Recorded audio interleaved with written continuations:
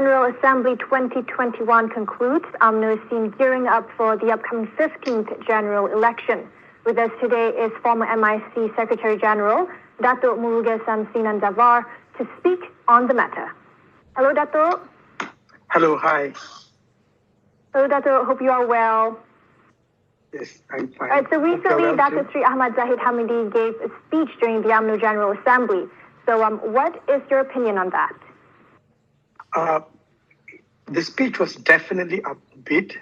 He's very confident, especially in view of the recent victory in Johor and also Malacca state election. So he's very confident.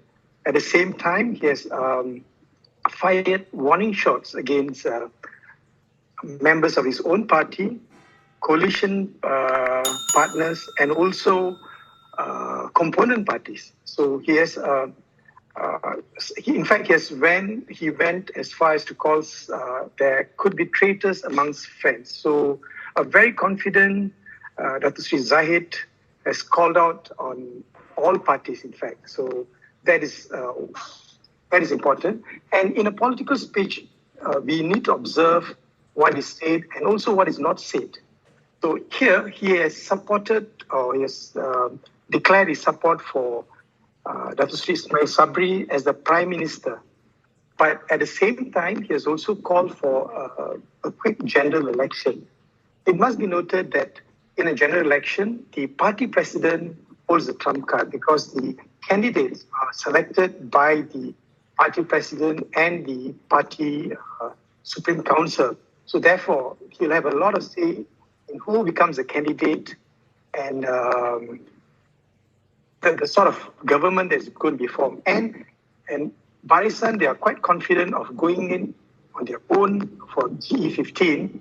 And therefore, if they win outright, so who becomes the Prime Minister will be determined solely by UMNO. So you can see that that confidence is reflected in his speech.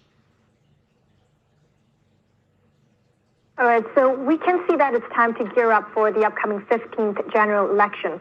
So what should the coalition work on towards the GE15th, especially in getting the young voters? Barisan Nasional's greatest strength is the perception that it provides stability. I think that is a big selling point for Barisan Nasional.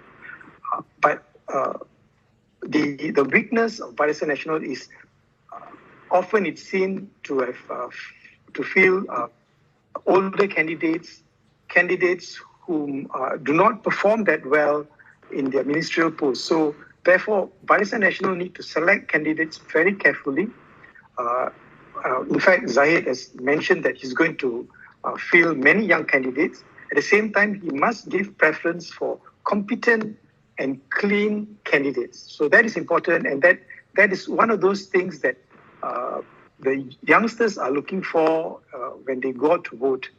So they need to set those priorities, and they should not sort of pander to the pushing of the warlords. So I think that is very important. And if they set that right, I think they do stand a very good chance at next election. Yes, I agree. All right, so being part of Barisan Nasional, the coalition used to have a lot of support from the people as compared to now. So as a former member of MIC, what works back then?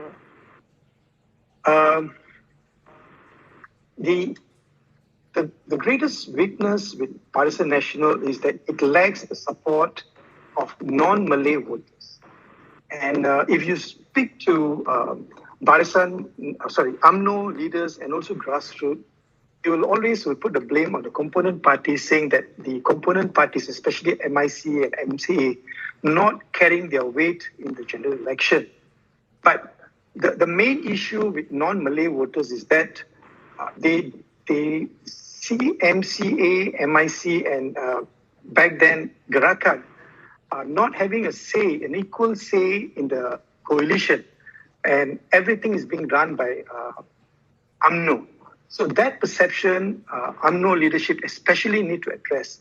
Back in the old days, we had leaders like Dato' Sri Samivelu or Lim Keng Yek who were very vocal, and they sort of provided the counterbalance or they brought to the table an appearance of at least there's a balance. But now everything seems to be run by UMNO, and that MCA and MIC are seen as rubber stamps. And I think they need to address that issue and need to empower the component parties so that they will have a voice amongst their community and can bring in the non-Malay voters. The greatest weakness for Barisan is that part where the non-Malay voters are a bit wary of them. So if they do that, if they go back to the old days where they see the all the major parties are partners of equal say in the coalition, then I think the educated group and also the non-Malay voters will come back to the fold.